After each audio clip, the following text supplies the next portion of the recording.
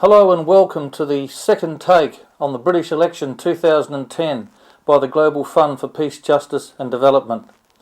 I would like to start this presentation with the following account of three true-life cases which were brought to the attention of the Voice of the World.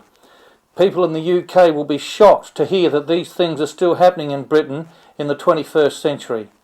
All three of these accounts highlight serious and grave shortcomings and discrepancies in the criminal justice system, the NHS and in government.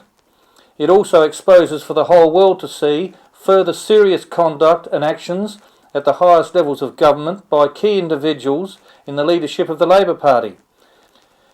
These matters were reported to us and saw the light of day during the time Tony Blair was still Prime Minister and have continued unchanged under Gordon Brown.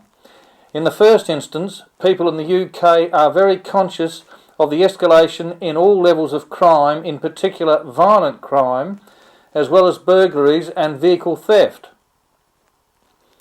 The most appalling case just recently where a group of students chased another student into the London Victoria train station in broad daylight and stabbed him to death. These stabbings have been ongoing now almost on a weekly basis in Britain for years. But the government has been claiming that the level of crime has fallen significantly. Why do we have this discrepancy between what is happening on the ground in reality and what we are being told by Blair, Brown and the government?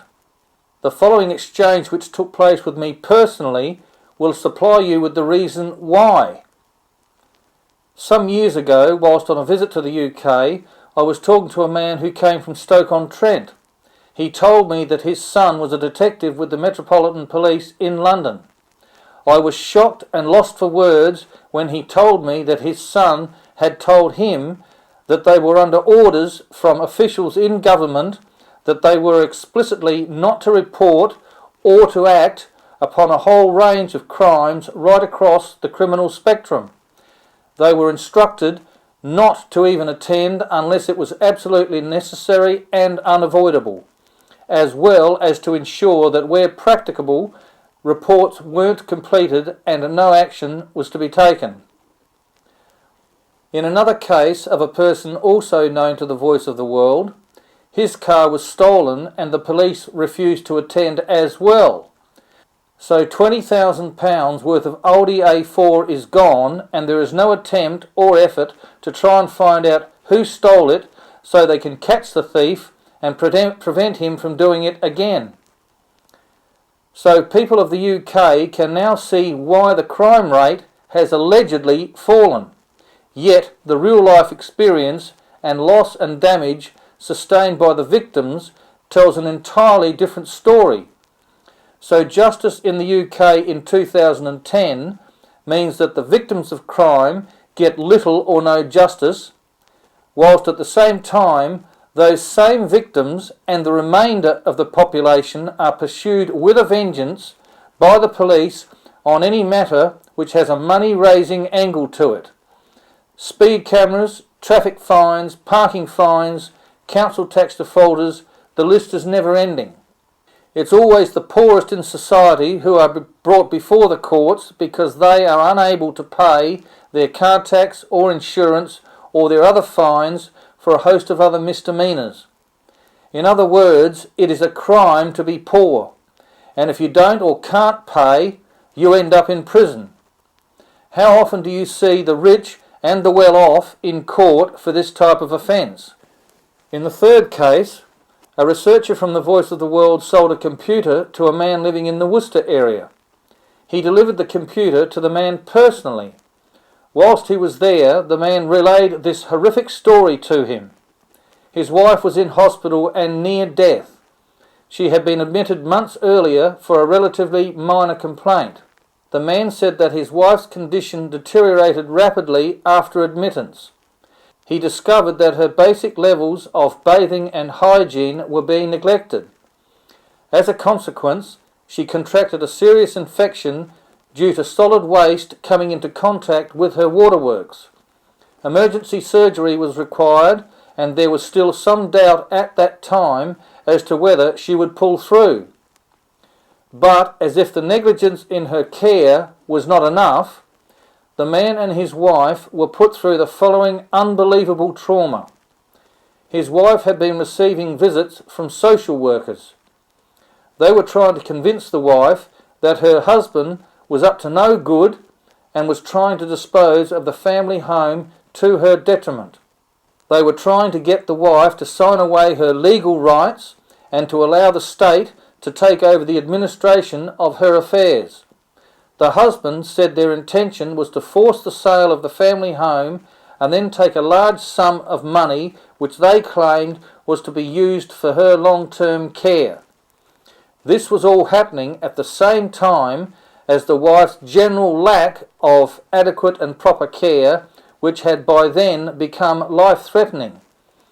If they had succeeded in their evil plan and the lady had died, they would of course have kept all that money.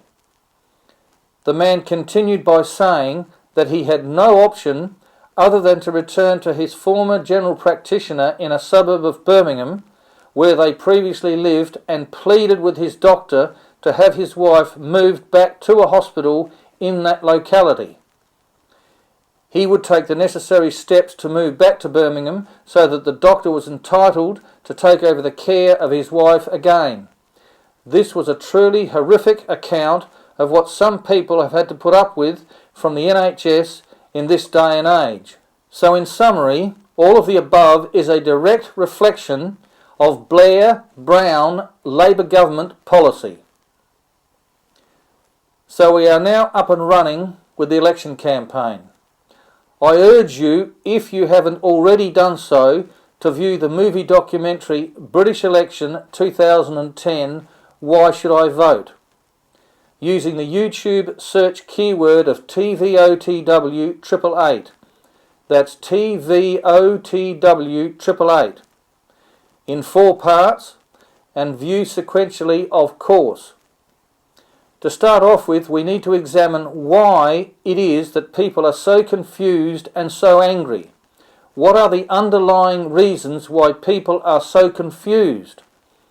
All of the things that have not happened for the reasons that these politicians have given. People's conscious and subconscious is processing what they see and hear for themselves, and their observations and perceptions are providing them with one set of conclusions and judgments which are contrary and in conflict with what the political leaders and the mainstream media are saying. In plain English, the facts simply don't add up, and the outcomes are contrary to what the rhetoric from these politicians would have you believe.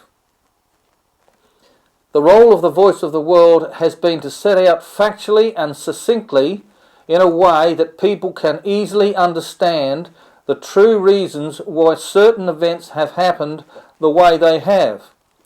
To ask the right questions in order to get the right answers. The right questions that Blair, Brown, Bush and Co. refuse to answer or to entertain. The right questions the mass media won't ask or provide the answers to either, because they already know what it is they are trying to hide, what it is the existing politicians are trying to hide.